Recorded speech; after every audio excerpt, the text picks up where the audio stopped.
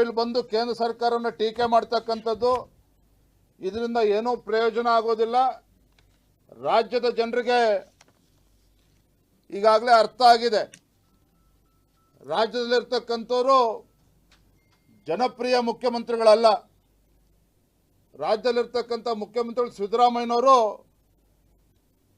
ಲಾಟ್ರಿಯಲ್ಲಿ ಆಯ್ಕೆ ಆಗಿರ್ತಕ್ಕಂಥ ಮುಖ್ಯಮಂತ್ರಿಗಳು. ಇದು ನಾನು ಹೇಳ್ತಾ ಇಲ್ಲ, ಸ್ವತಃ ಕಾಂಗ್ರೆಸ್ ಪಕ್ಷದ ಶಾಸಕ BR ಪಾಟೀಲ್ರು ಹೇಳಿದ್ದಾರೆ.